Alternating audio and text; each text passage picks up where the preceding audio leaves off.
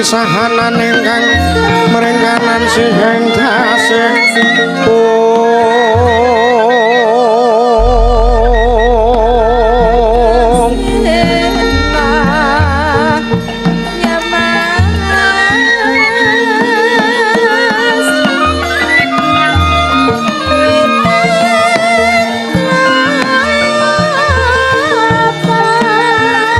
mawe koko kang sawekung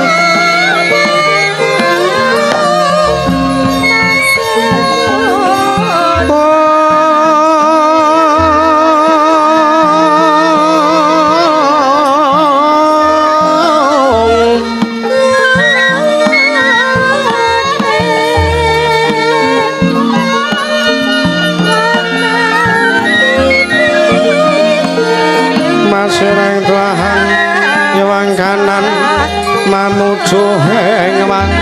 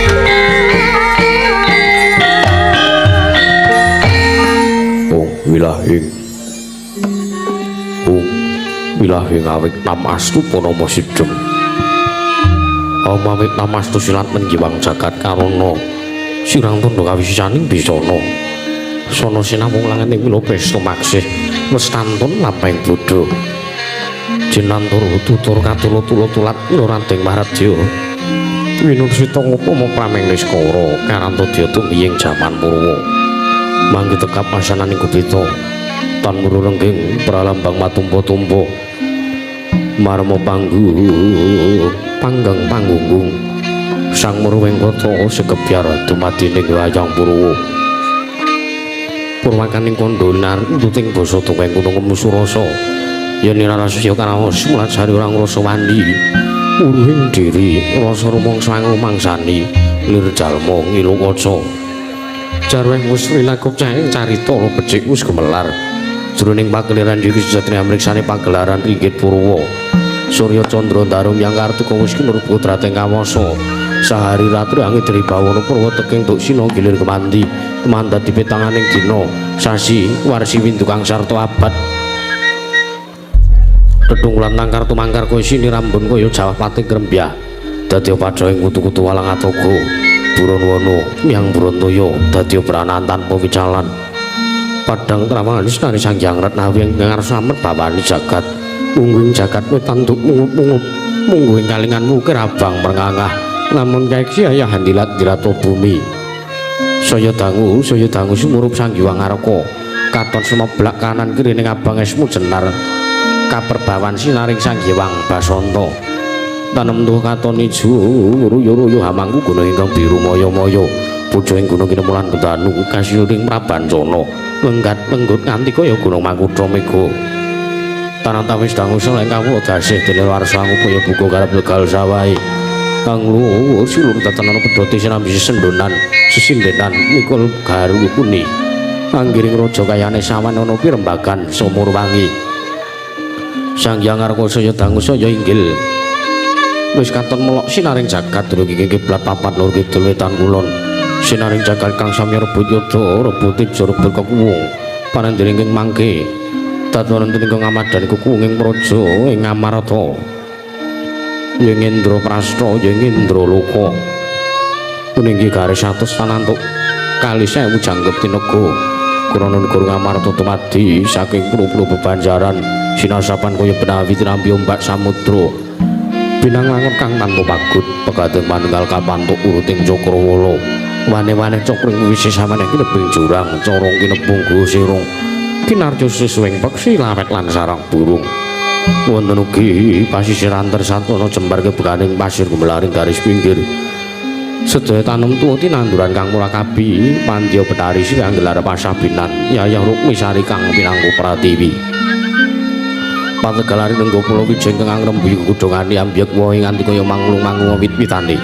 polo kependhem polo kesimpar polo kemantung sadotan kuciwa cinawi pukulan kang mawe kesarasaning diri ningon-ningon aja kaya iwen sansaya ngrembaka lamun yang ngaglaring mangunan lamun wanci sarap surya samya mulih marang kandange dewi-dewi datanana carane kandhang anggunan cing malang lambet tebih saking tindak Durjana Cudi samya sak yek saeka kapti akarya luhuring nusa bangsa tuwin negari ing Bathara Kawarsa wono ngimbanging gunung kanggo ngrunuksa menestari wonten tumurun rah tumerah sadu dadi guru-gurukaning lingkungan langkung-langkung lamun tinaliti sampun samet ing sesanggeman sepen tebih saking tindak sansesinan saya wada winada ananing momat sinamatan daya tinayan sawiji-wiji mapan sejatining jejibaan ingkang pinuji teman mawujud manunggaling cipta rasa karsa mbabar karya kenging binasake negari Ngamarta nalika semana lagi mancik marang jaman kencana panjang punjung pasir pawu kirana jinawi gemah ripah kartata Turaharja dasar negara kang gedhe bore padang jagati dhuwur kukuse turta adu kuncarane turta kasusuring manca praja lah sinten ta wau ingkang astu pusarane kadil bangsa negari Ngamarta menangira dinucapno dosa namanira Sang Nata dosa 10 nama wis mestani jejuluk Sang Nata Prabu Puntadewa ya Sang Nata Prabu Darma Kusuma ya Sang Prabu Darma Putra ya Sang Nata Gunatali Krama ya Sang Anjata Satru ya Sada Dwija Kangka Nalendra pepangkuning bumi kanggo ngajejegaken kautaman risa juga lenggah ing madaning dampar kencana ora mantra-mantra sipatung Bathara yayah Sang Hyang Bathara Darma Ngejawantah binayang bayang Sang Hyang Purhapsara Hapsari kawis tinggal pepatir sagunggang samya semewa yayah roping samudring kedaratan miwadatan kantun wiswanipun Sang Hyang Anung tetungguling praja negari Ngamarta miwah Sang Hyang para kadang ingkang ketingal ngaglang bergagah yayah prayit ning kiwu ananging menika ta warnane satring Jodipatin ya nunggul pawenang negeri Sang Raden Arya Werkudara ya Raden Bratasena ya Raden Bimasena ya Raden Wijasena ya Kusuma Yuda Kusuma Diloga ya Sang Gandawastratmaja Satru gagah biduksa godhek wong simbar jaja turta kasinungan kasekten luwih bebasan pinatah mendak jinala menter sinumbak banggung sinuduk putung mula datan mukal mawi den dadosaken bebeteng tinanggulanging praja negari Ngamarta sinambung Wiswanira panengah Pandhawa satreng Madukara anenggiri Sang Raden Arjuna ya Raden Janakaya Kalidi ya Sang Kundi Wibadsa ya Sang Setya Margana ya Kumbang Ali-ali dasar satrio pengawak Tirtagaya Teja sinebat lelananging jagat lan curing bawana baguse datan wonten ingkang kuli den kukup sedaya Sang Raden Arjuna mila Sangyapura Widodari sami kapikut kamengku dening Sang Raden Arjuna sinambung Wiswanira wakil Pandhawa Sang Raden Nakula miwah Raden Sadewa satring sawu jajar tuwin Gumira tawu ya Raden pinten tangsen arep didem permanem datanana bane walang alisik jejel riyel rapet mepet pipit prasasata tupan denggul datan posela lampet sakadhang para seba ing jawi ambludak kendira rontek umbul-umbul kekiterangan danu yayah mondo ing mangsa labuh payung mekar mendi jamur barat ing mangsa rendeng tumbak ing ngrangap jati ngaran ing mangsa katiga panandhening mangke nata ing Ngamarta Sang Prabu Darma Kusuma nampi rawuhipun ingkang raka nata Ndarawati ya ing Dwaraka ananging Sang Nata Prabu Sri Bathara Kresna karsa kawedharing lisan Sang Prabu Puntadewa datu kumangling wijining pandika Sang Darma Kusuma ingkang dereng kababaring lisan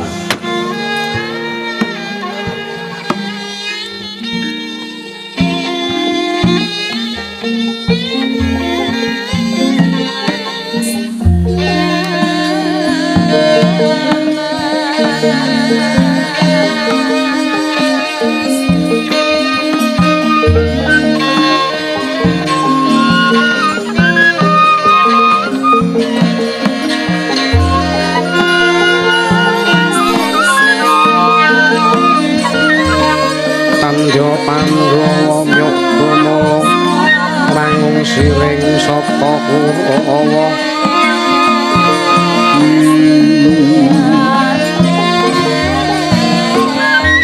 tambah kungke sara katitik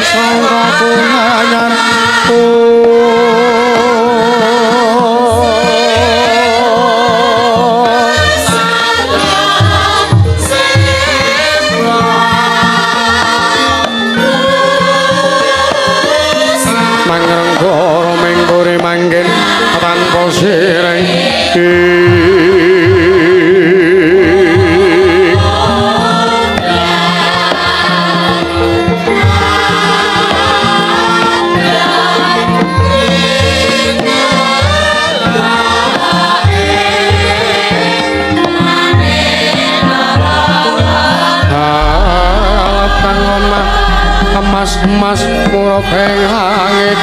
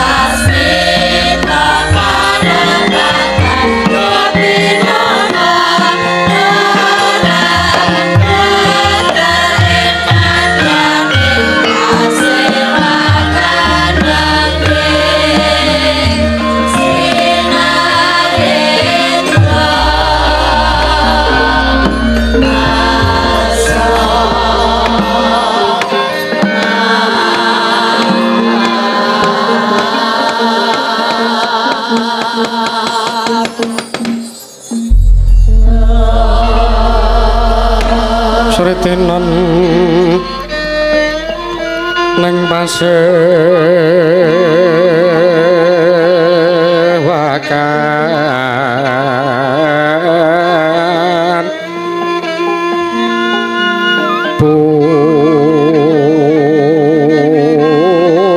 busana maneka warna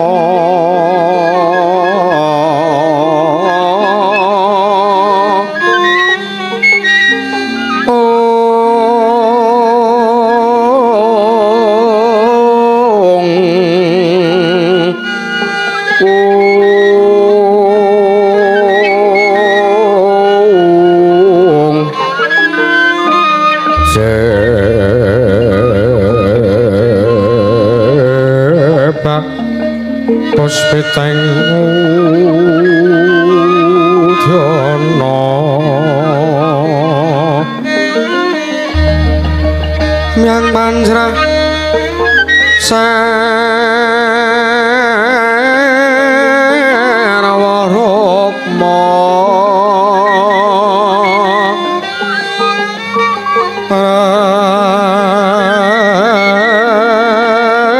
anggeng manik nara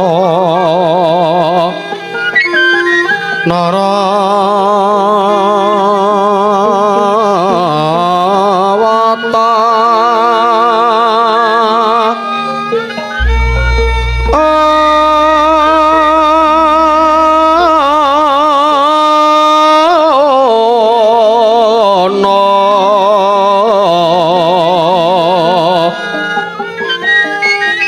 Obro prabanyo kang sumirat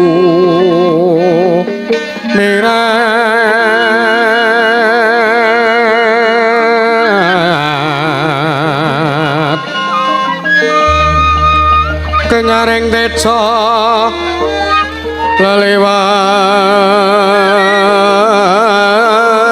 lelewaran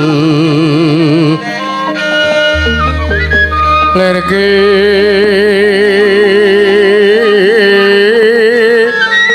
laji siring dadit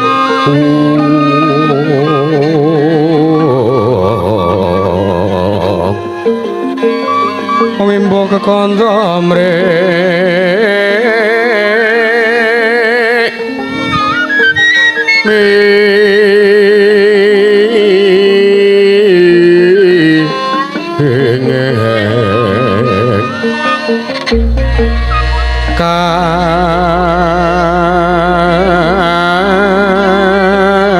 Katiopeng Maruto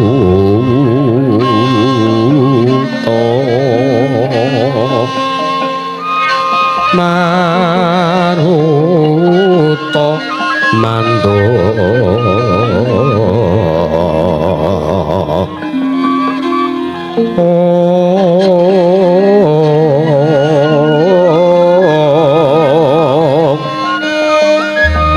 separan mangambar kungas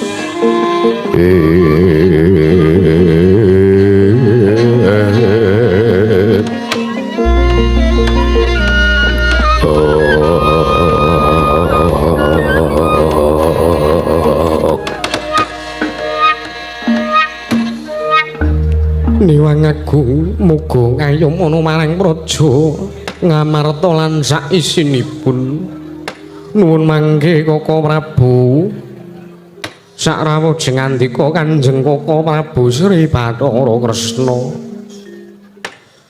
jimat sesembahan kula pengayoman kula wonten ing Madyapada prapting delahan Koko Prabu ingkang rayi ngamarta pun Darma Kusuma ngaturaken asung pasegan panakrami tuwin pambagya raharja mugia tansah kunjuk marang ngersa jengandika Kanjeng Koko Prabu Sri Bathara Kresna Koko Prabu jagat pangestu karo wayah Bathara jagat ngono inggih Yayi Prabu sakalangkung bombong bilawanipun manahipun ingkang raga ing Ndarawati dinten sakmenika dupi kula tinimbalan pisawan kula wonten ngersa jengandika Yayi Prabu Darma Kusuma inggih namung asung pasegan panakrami tuwin pambagya raharja sampun ingkang raka tampi karya bombong raosing penggalipun ingkang raka mboten langkung kula namung ngaturaken salam taklim kula mugi tansah kunjuk marang sajengandika Yayi Prabu Darma Kusuma Yayi Haji Lono inggih Koko Prabu salam taklim sampun kawula tampi akarya bombong raosing manah kula mboten langkung mugi kasekecakna lenggah jengandika Kanjeng Koko Prabu wonten ing negari Ngamarta menika Koko Prabu kawula inggih Yayi sampun mboten ngreng prayogi pisawanipun ingkang raka ing Ndarawati dinten sakmenika wah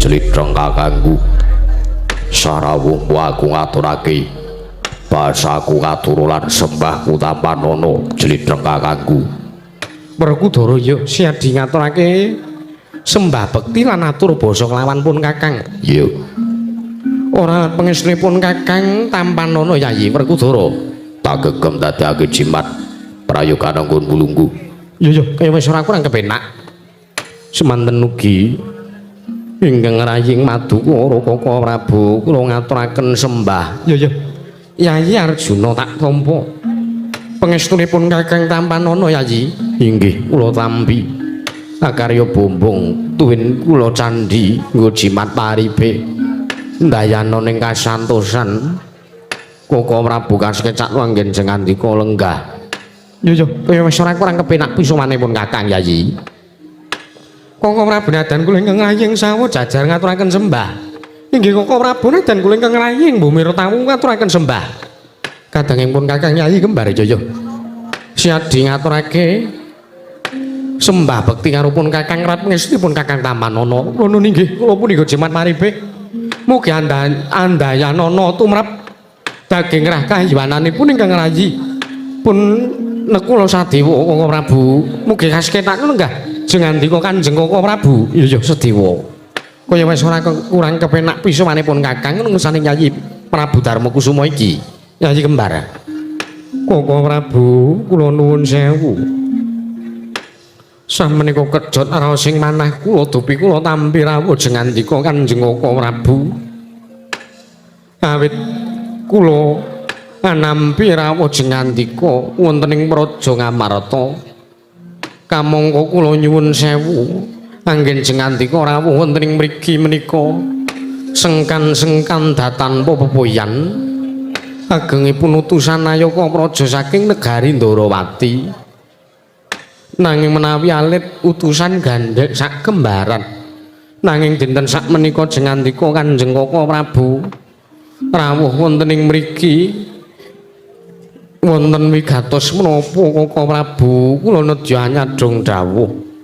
nungsung pawarta menggah ingkang dados aram wigatos rawuh jengandika Kanjeng Kaka Prabu wonten ing mriki Kaka Prabu jagat iku bakul jagat pangestu kula kula nuwun inggih Yayi kula nuwun sewu kaget sotane ngalih kula sareng kula prapta wonten negari Ngamarta sareng kula prapta wonten negari Ngamarta menika kula dipun dangu kados mekaten kula nuwun sewu menika napa kula nampung nampi pangimpen napa pancen estu jengandika ingkang ngatur nawala kaliyan ingkang Raka kula nuwun sewu atur nawala kados pundi tigang ari kapengker Yayi Aji Darmakusuma paring nawala dhumateng Kang Raka ing Ndarawati surasaning nawala jengandika ambayungi dhumateng pisuwanipun ingkang Raka ing Ndarawati supados prapta wonten negari Ngamarta mila dinten sakmenika gandeng kula sampun prapta wonten negari Ngamarta kaget sutane ngalih kula sareng kula dipun dangu kados mekaten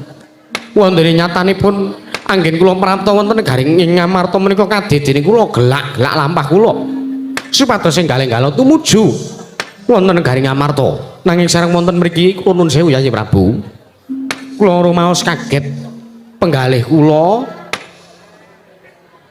dene paduka maring dawuh ingkang kados mekaten Kresna kakangku piye Werkudara mbok menawa pancen kowe sing mung ngipi barep kakangku atur nawala apa-apa ning Ndarawati nanging yen to pancen barep kakangku atur nawala karo kowe yo nek ngono pancen barep kakangku sing lali ya mbok menawa ngono Werkudara iya mula saka kuwi barep jajal gili-giliken kowe telung dina kepungkur atur nawala karo jriteng kakangku apa ora jagat dewa Bathara Kaka Prabu kula nyuwun pengayoman kula nyuwun pangapunten krana kula sampun supi bilih kula sampun atur nawala dhumateng jengandika Kanjeng Kaka Prabu estunipun pancen tigang ari kapengker kula utusan Nayaka praja saking negari Ngamarta supados sowan wonten negari Ndarawati ngaturaken nawala ingkang isining nawala ambayungi dhumateng rawuh jengandika aduh Kaka Prabu kula nyuwun pangapunten sareng kula tampi rawuh jengandika teka kula kesupen bilih kula atur nawala dhumateng jengandika mboten dados menapa Yayi tumunten sakmenika kula aturi paring dawuh ingkang tetela menggah menapa utawi wigatosipun dene paduka ambayungi dhumateng pisuwanipun ingkang Raka ing Ndarawati wonten negari ing Ngamarta menika menawi kepareng tumunten kawedhar ingkang kathah nanging menawi wadi tumraping para kadang sutana mewah para kawula sak negari Ngamarta abi Yayi kula kanthi manjing wonten salebeting kedaton papan satur netra kaliyan ingkang Raka ing Ndarawati Yayi Prabu aduh Kaka Prabu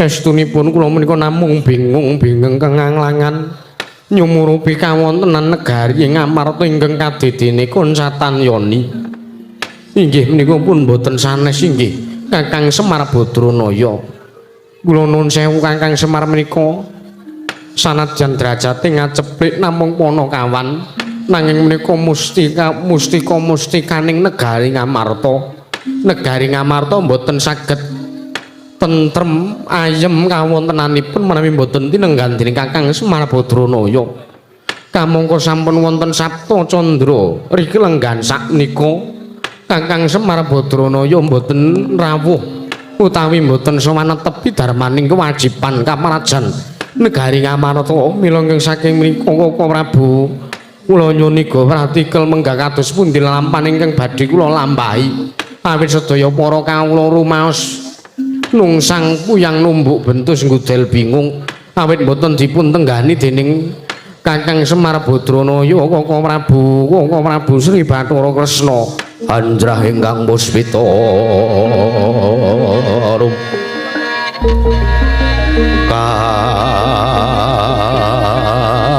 kasilireng samirana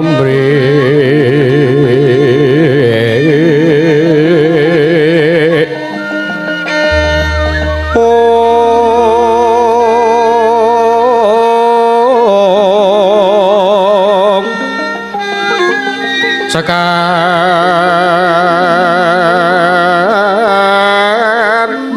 kadung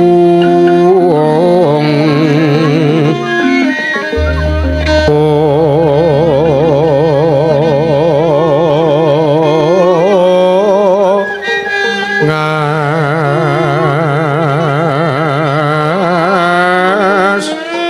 kadanyo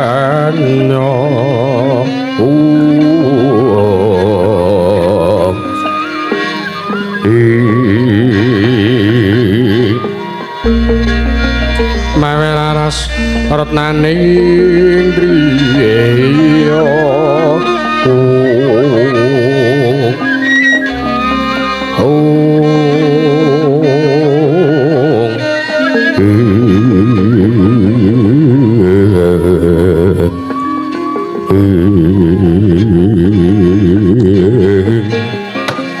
jagat pangestu wayah loro jagat Yayi Prabu kula nyuwun pangapunten Yayi. Wondene jengandika ngrumaosi bilih Kakang Semar sampun wonten sabta candra mboten sowan wonten Garing Amarta kula nuwun sewu. Kaya nggih jengandika mboten enggal-enggalane bali dumateng pisawanipun ingkang Ngraka. Sinasa kados mekaten kula nuwun sewu Pandhawa menika kaliyan Nata Ndarawati menika ngibaratipun kreta jaran sakusire.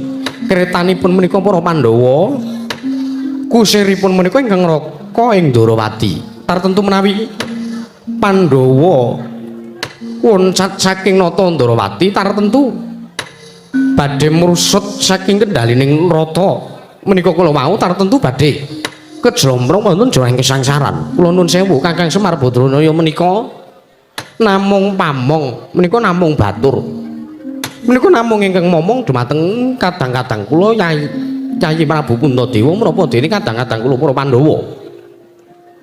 Nanging Kakang Semar Badranaya menika migunani tumrap kayuwananipun sangya para kawula sak negari Ngamarta Kaka Prabu. Kula nuwun sewu menapa jengandika mboten ngemuti lalampahan nalikanipun kadang-kadang kula para Pandhawa nedya ngawontenaken tetanen agung rikala semantun wonten lalampahan Pandhawa tani sartanipun Kakang Semar ingkang ngujubaken donga ambayong kundur Dewi Sri lan Bathara Sadana rikala semanten negari Ngamarta konsatan Dewi Sri lan Sadana menika ketaman pagebluk wonten sak mangke Dewi Sri sampun kundur wonten negari Ngamarta kawontenan negari Ngamarta dados ayom-ayem tata titi tentrem. Kula nuwun sewu Kakang Semar menika namung lantaran Kakang Semar menika namung lantaran ingkang matedhakaken kunduripun Dewi Sri lan Sadana. Kresna kakangku Werkudara piye? Gusti aja waton mundi aja waton ngembe karo Semar karo Dipol aja waton ngece. Ngece sebabe apa? Semar kae nadyan derajate ngaceprik ukono kawan kae nadyan tumpung batur nanging kae titi sing diwa ngejawantah. Lah iya nek tumrap negara Ngamarta Semar kuwi rak ya ora patiya kanggo. Wah, ora patiya kanggo piye? Pandhawa sing ngomong dudu Semar ora mungkin kanane iso dadi gedhe kaya ngene. Tanpa pangutange Semar Pandhawa ora iso dadi kuncara jayeng bawana ning negara Ngamarta kaya ngene. Apa ora kelingan jaman aku babat Wanamarta ijen. Ora ngerti eneng buri sing ngetutke adikku Permati karo Ponokawan. Ponokawan kuwi gedhe lelabuhane tumrap Pandhawa. Tumrap barep kakangku wiwit aku sakadang Pandhawa dibuang ning alas Kamyaka nganti dadi lungguh ning negara Ngamarta iki kabeh yen to sing ngancani dudu Ponokawan ora bakal iso kaya ngene. Werkudara piye? Kabeh mono wis kinudratening Gusti. Semar sak anake kuwi mung lantaran ya nggonmu entuk negara iso ngukup kamukten semene gedene iki merga saka anggonmu olah prihatin, anggonmu budidaya dhewe sak kadang Pandhawa. Semar sak anake kae nak mung ngetutke, arep mung ngetutke ning kae dayani tumrap Pandhawa, apa kowe ora kelingan, apa kowe ora ngerteni yen to Pandhawa kuwi kudu ing nalar cingkranging samubarang. Pandhawa mbutuhake wong tuwa sing iso nutuke lakune Pandhawa. Mula kang sapa kuwi aja ngawu gawar ngawur ucapmu yen to arep ngembe karo Semar. Aja ning negara Ngamarta. Nanging arep nyepelekke Semar teko ning Karang Kadempel, Semar mbok elek-elek. Wis ora ana urusane karo wong Ngamarta, nanging sing ora nrimakake sing dilabuhi Semar bendarane ora nrimakake jlitheng kakangku. Sikrapala kang tumingal prangat sampo kang samya medali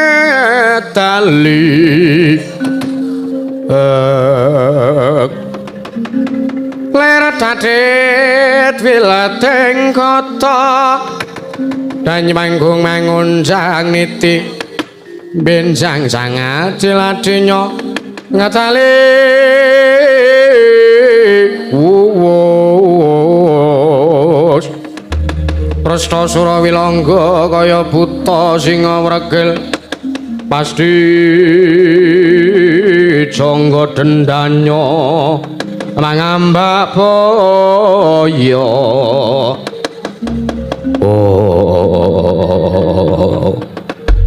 Pidemadaning kawontenan negari Ngamarta niku semanten samolegek datan mobat datan musik midhangetaken pangandikanipun satring nunggul pamnaksana denayi Werkudara nalika semanten kaperbawan Sang Nata legeng nganti kaya prati mau golek kencana kasaru geger njaba pyak ngarsa takeping mriku pasiban para amuk apa kang dadi darunane ora ana mancana mudri kajeng medhun saka menangkilan kejawi sawanipun utusan saking Karang Kadempel Kelurahan Pedro Kanthong Bulung Semawana Kelurahan Bagong Repeper Repe Pindho Temen Karangan Kancana Daya pyak-pyak jaluk dalan jaluk dalan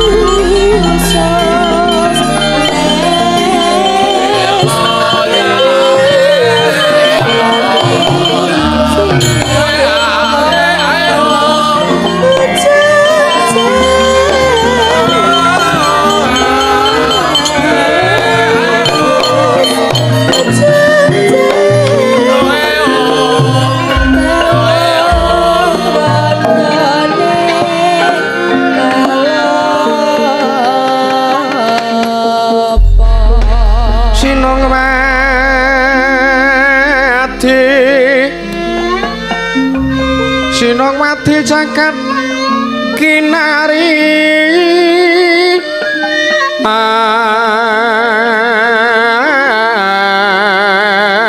among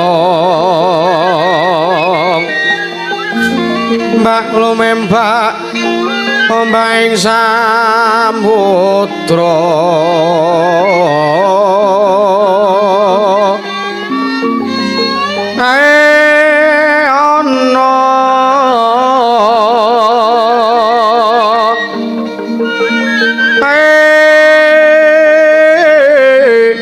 ana bali lumut ambrengeng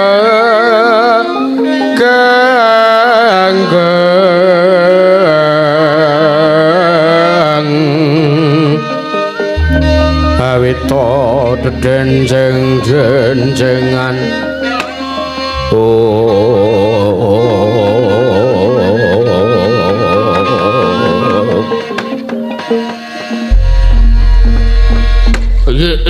jagat Dewa Bathara.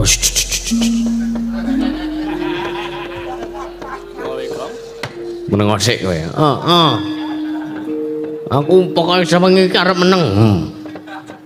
Jeblok wetengmu. Ora apa-apa, Tru, ora apa-apa. Koko Prabu wonten dawuh Yayi. Dereng ngantos pura anggen kula munjuk atur marang ngersa sing ngandika menika kok ingkang dipun raosi kok malah teka sowan wonten mriki menika atmajanipun Kakang Semar Badranaya. Lah dalah jagat Dewa Bathara. Wong ki yen to pancen arep dawa umure mesti lagi wae dirasani. Mbuh kuwi wonge dhewe, mbuh kuwi sanak kadang mitra rewange, mbuh kuwi anake mesti bakale ndugeni. Sasampunipun kula panjenengan raosan inggih. Nanging Yayi Prabu, tumuli kula aturi paduka ndang dhumateng pun Panakawan menika tangih lamun wonten wigatos bilih Panakawan sowan wonten wekdal sonten-sonten kados menika. Inggih. Koko Prabu lenggah ingkang sekeca. Inggih, sampun boten kirang sekeca Yayi.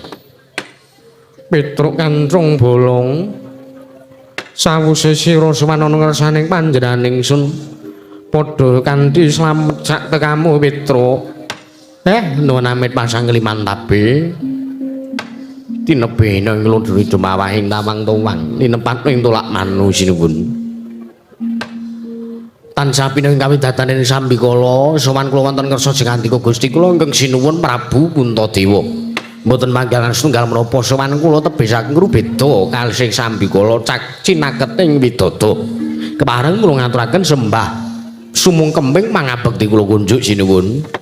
Iya Petruk tak tampa pangestuku tampanana gawe bombong dene jangkep kang dadi aturmu. Nggih. Kula pundi ndadosna jimat paripe. Ndayana ning kasantosan sinuwun. Bagong padha slamet sak tekanmu. Nun amit pasang kaliman tabib. Tinebe ning ilodane. Dumamahing tawang tuwang. Linepan ning tulak manuk. Nun inggih sinuwun Puntadewa.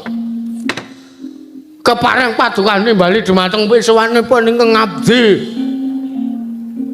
ing negaring Bajralungit pun Panakawan Bagong kepareng wilujeng sowan kula sinuwun tebih saking rubeda cinaket ing sambikala widada kepareng kula ngaturaken sembah bekti kula kunjuk sinuwun.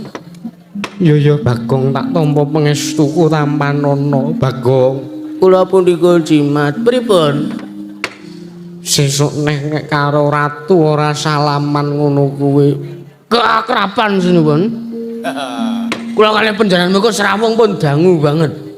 Lho kalih panjenengan menika srawung wis suwe tenan. Mula kula pengen mujudaken sebuah tali silaturahmi ingkang sak mangke sansaya raket antawisipun kawula cilik kaliyan panjenengan. Iya. Ning iki pasewakan agung. Wo nggih ngapunten. Petruk kanung bolong padha slamet kamu. Sinuwun Darawati. Iya. Kok lenggah teng mriki? Lho. Apa ora entuk aku ning kene? Mboten kok. Enten wigati napa? Ya sekawit aku sowan ana ngersaning Yayi Prabu Darma Kusuma. Oh, nggih. Selamat wilujeng sinuwun bekti kula kunjuk. Nak tampa pengsuku Tampanono. Nggih. Kula pundika jimat. Bagong padha slamet. Wilujeng sinuwun Ndarawati. Bekti kula kunjuk. Nak tampa pengsuku Tampanono. Sesuk nenek karo ratu rasa laman ngono kuwi. Nggih. Ana kakangne tata kramane unggah-ungguhe jangkep. Mlaku nganggo laku dodok. Kowe ndlajik sak geleme dhewe. Apa ana ratu kok diawe tangane iki apa ya ana? Disalami iki apa ya ana? Kowe iki kawula cilik, kowe iki kawula kok nranyak sak geleme dhewe karo ratu. Kan kula pun matur. Niku wujuding keakraban. Sinuwun Puntadewa niku kula nuwun sewu. Sinuwun. Piye Bagong? Sampeyan sakit hati goreh penggalih kula salami. Ora. Gelo kalih kula? Ora, babar pisan ora. Lho, sing kula salami men mboten masalah kok. Sampeyan ki sing wong kono-kono kok. Lho, aku nak mung ngandhake. Aku nak mung ngelingke perkara unggah-ungguh. Kowe iki kawula. Ya kepiye sak lumrahe kawula sowan ana ngersaning ratu.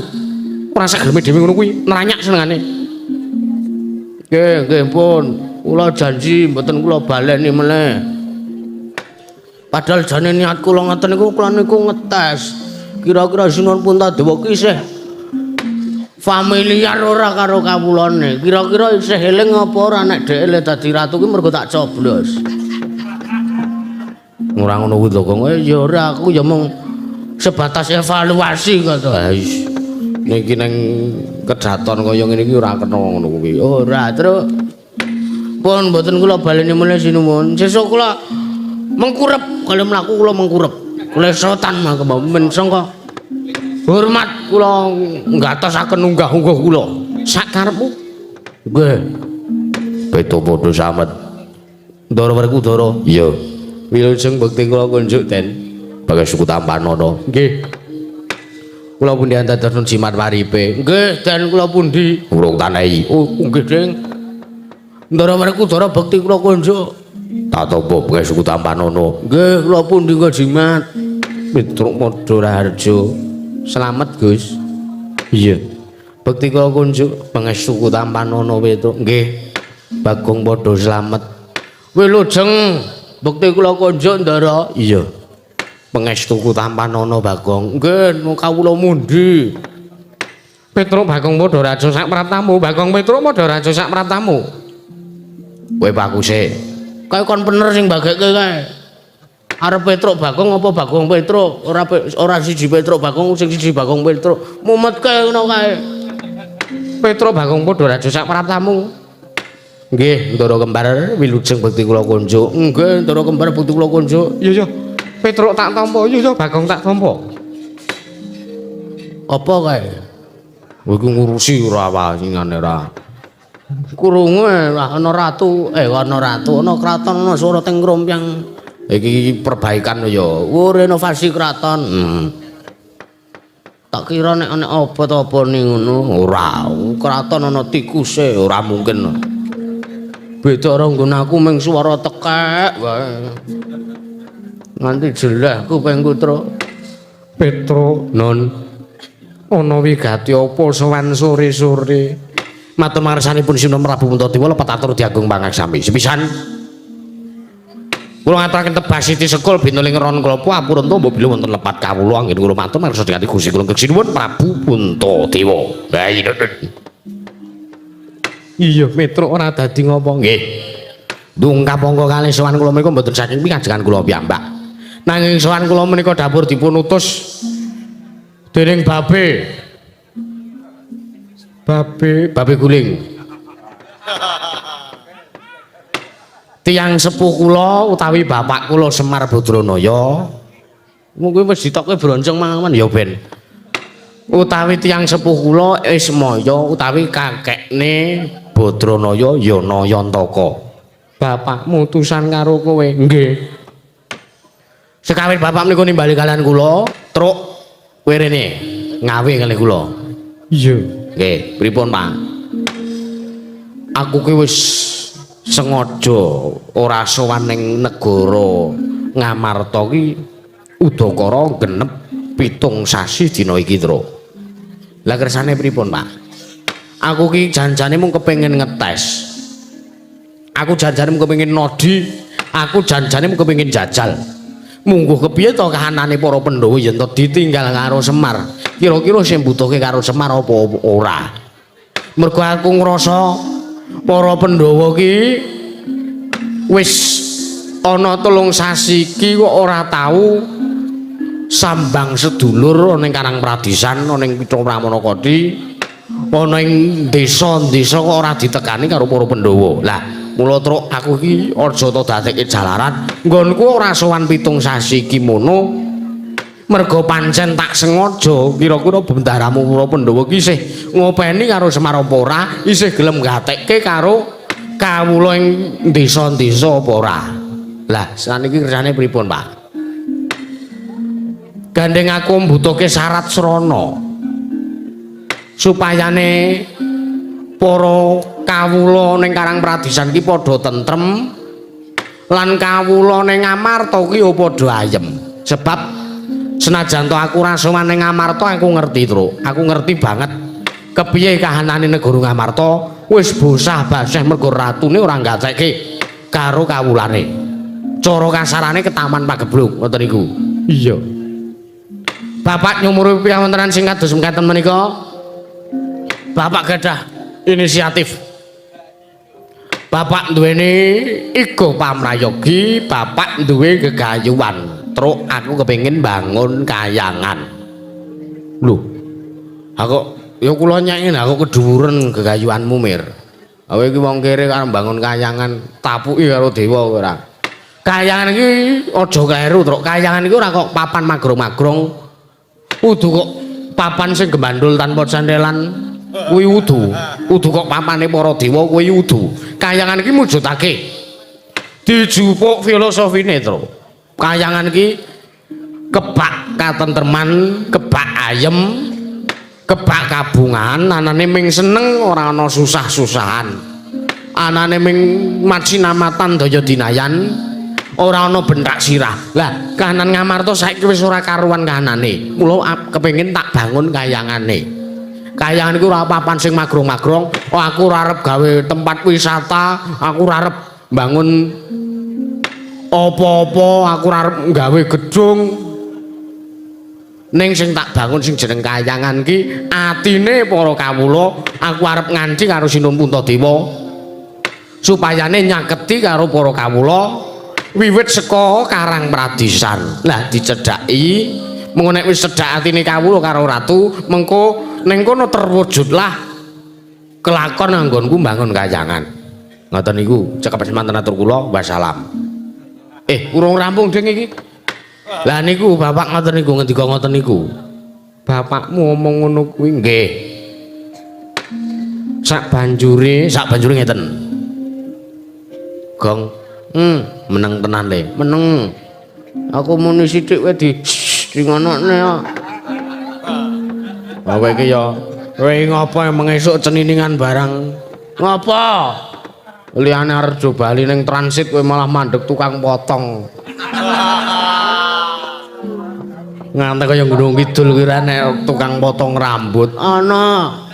Niki malah kepasang Yoda Katujuh ngene, Tru. Kepiye? Wah, jan mau keparat tenan. Ngopo? Gareng mau mlebu. Iki anu Mas, kaya dalan tol kae potongane. Tengah digaris mundur ngono kae. Sapa? Gareng. Ya ora sah lara ati kok ten iki sok atos suarane. Heeh. Ora mung gareng tok, tangga teparo ku ya do atos kok, Tru. Ya ora apa-apa terima-terima kowe. Heeh. Wah, karo juang kowe wis lara atiku. Lah ngapa? Ming perkara foto. Ming perkara iklan Shopee. Aku dinyak entek-entekan.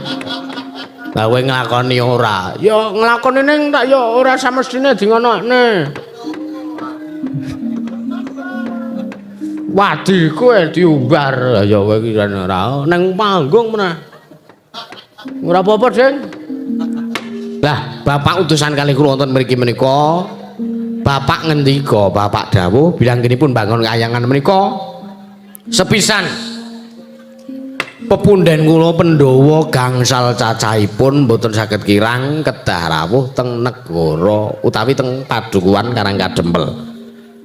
Sinambu mindu sinambi mundi pusaka negari Ngamarta 1 pustaka Jamus Myang Jimat Kalimasada niku kemawon. Minangka saking menika sowan kula menika sinuwun kula namung badhe nyuwun ngambil wujuding pustaka Jamus Myang Jimat Kalimasada badhe kula boyong teng Karangkadempel awi paduka sakatang Pandhawa kula kanthi tumuju teng padukan Karangkadempel bapak nedya bangun kayangan bangun moralipun para kawula wonten Karangkadempel sinuwun cek pasantur kula menawi dipun paringaken matur nuwun modele boten nggih alesane napa niki sak limbukan Tresna sinayeng manggulung mintonaken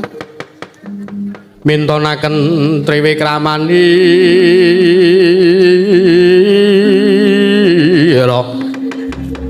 kanggo mitrane ngasta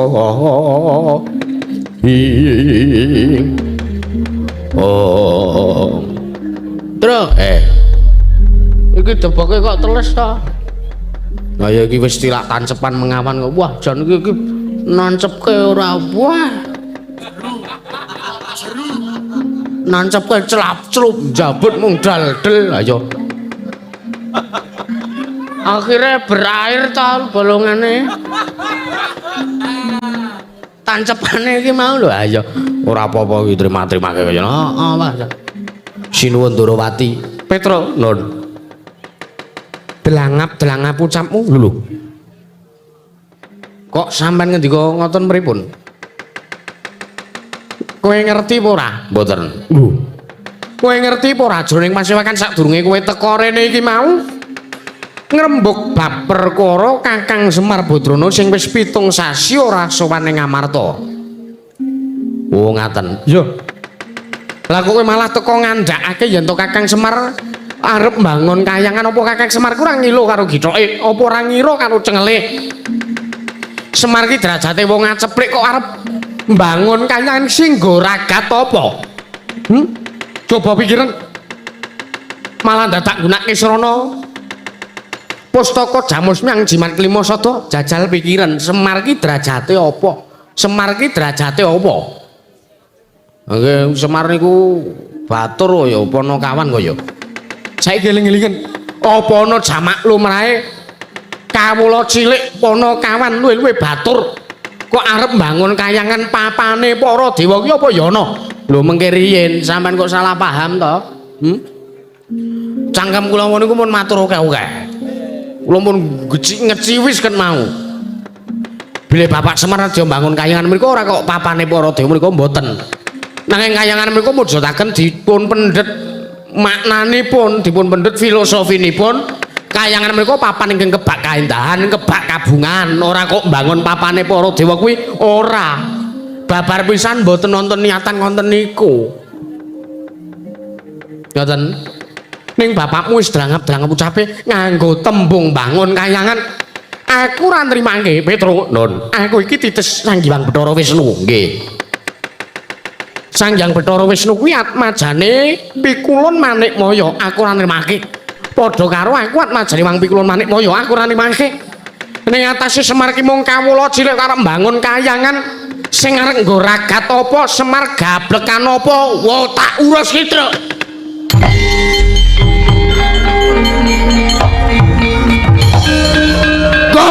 ya.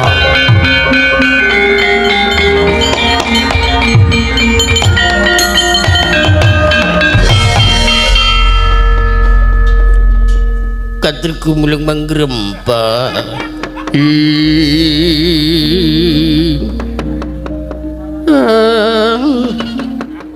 Bagong edan Joben manus maning jajalan sekertaning bawana iblis rambejaji keparat nglarak ke ati omonganmu Tandrawati lho malang kerik ora basa ya Ben anane ming Bagong karo Tandrawati ayo sampean muni piye balen ana Semar ki arep bangun kayangan kok bangun papane para dewa ki sing nggo ragat apa? Semar gablekan apa?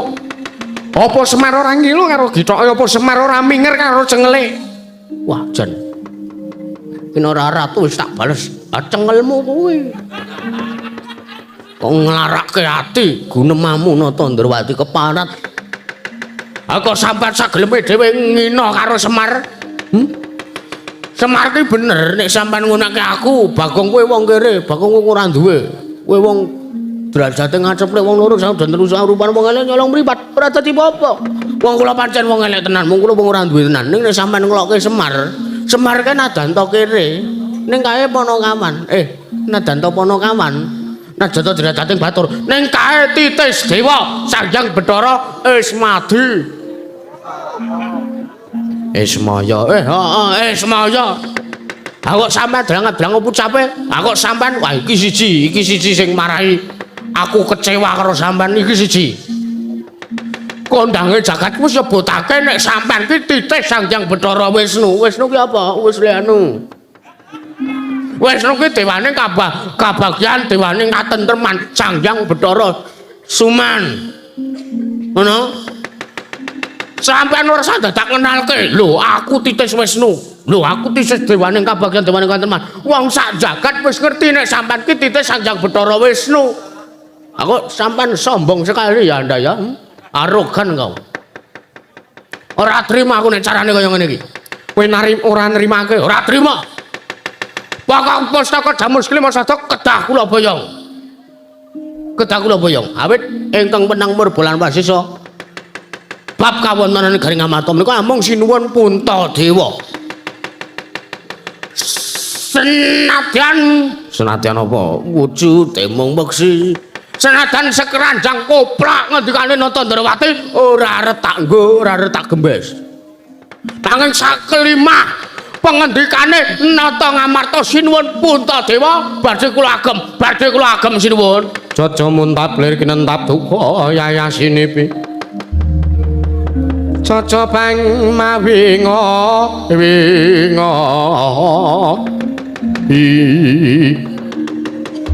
Oh, keparat manus maning jajalan kowe wis pancen wani karo Nata Ndrawati. Kendhisik wani, tuwa aku embangane kowe.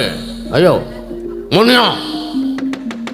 Bapakku wis suwe sawung karo sampean. Aku ya wis suwe sawung karo sampean. Wis sampean kuncung nganti gelung, jambang nganti celaprang.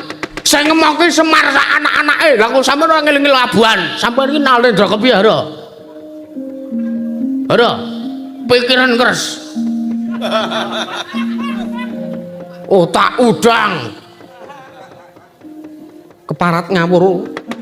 Sing menang Murbalan Wasisa kuwi mung Nata Ngamarta. Kowe iki nang kene mung wong neneka nyukmu. Keparat. Ngecek karo Nata Ndrawati. Ya ben aku wis emosi tenan iki. Ayo. Kula purun. Semar nek kon murungke, aku ngerti janjane sampean niku mung ora trima. Sampean niku iri nek Semar kelakon bangun kayangan. Sebab Semar niku satu dadi pamonge Pandhawa, sampean dua dadi pujangkane Pandhawa. Pandhawa kuwi dimong dua serangkai, siji Nata Ndrawati, loro Semar Badranaya. Lah sampean meri, sampean wis suwe ngomong Pandhawa kok urung ana ilase apa-apane. Lah Semar kok malah karep bangun kayangan. Sampean meri, aku iso maca batin sampean. Google Translate. Gayane Google Translate barang. Menengatre iki urusan tua iki ya. Aku iki nek wis diloki ket mawon ning transit keloro-loro aku. Iya ya, heeh. Muni awe. Keparat. Ayo Semar gelem murungke gegayuane apa ora? Lah gelem wae nek takon mulih, aku mulih. Mir kowe gur kon murungke gegayuanmu. Kowe ora entuk mbangun kayangan. Ya ben kawula Ngamarta men mudhar kabeh. Semar mengkari ngono kuwi. Ning iki ora kok perkara kuwi, merga Semar ki pancen tresna karo kawula Ngamarta. Semar bapak kula pancen tresna kalih para Pandhawa. Ora dintul-tultule aku malah wedi aku. Ben menenga. Semar ten tresna lahir batin labuh Pandhawa. Kula gelem bali, Truk. Ayo bali. Piye? Ngandhake. Rekamanmu wis ready to? Ready. Wis tak on ket mau ket aku mlebu modar ucapmu sing arwara kowe ngina karo Semar tekan kupinge Semar blek-blek nata Ndrawati ndi trajange tak tandangane dhewe anak-anakku rasa melu-melu aku bali ngono kuwi Semar nesu karo sampean mbah dadi lho sinuwun ayo bali to ayo moh tekan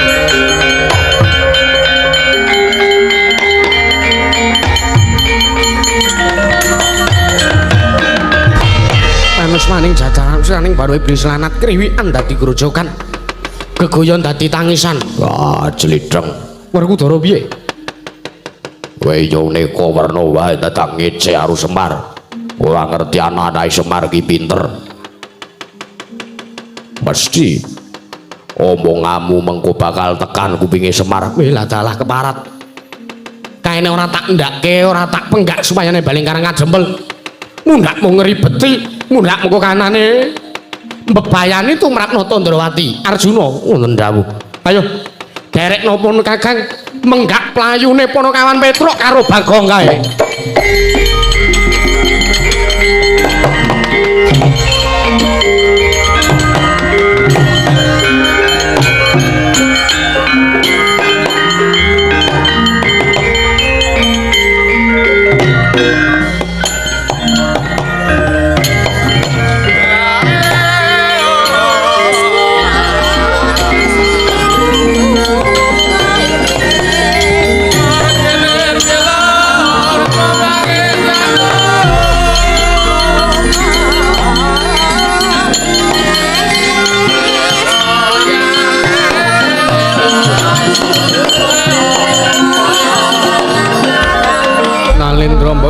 sing sang katriku mulung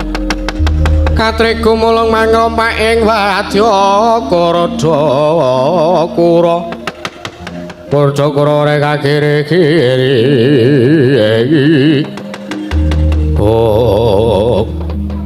Werkudara kriwikan dadi grojokan geguyon dadi tangisan kahanane yen to wis kaya ngene ben sisan gawe leh awake dhewe minangkani nayogyani karepane Semar banjur kepiye barep kowe sarujuk ora yen to aku kowe sakadang Pandhawa rawuh sowan ing Karang Kadempel nadyan to godhang siji nanging aku percaya Semar kae gegayuhane luhur anak-anake sing dadi duta supayane sowan ing Ngamarta kae wong-wong jujur anak-anake Semar kae jujur ora gelem tumindak culika mlone daraturku ayo sowan ing Karang Kadempel aku sarujuk karo pamrayogane si Adi Werkudara iya mula kang saka kuwi ayo yen to kaya mangkono ayo derek napa Kakang sowan ana ing Karang Kadempel metu alun-alun pepungkuran sinambi mundi pustaka jamus nyang jimat kelima sada yo ausaku ayo nanging sadurunge budal kang padha sebo pun Kakang nedha kundurang ngedaton yo aku njaluk pamit mung pangestumu wae sing tak jaluk barep kakangku yo si Adi ngati-ati aja kaya bocah cilik sartane nganti Sang Hyang Surya kanggo madangi lakumu Dimas Werkudara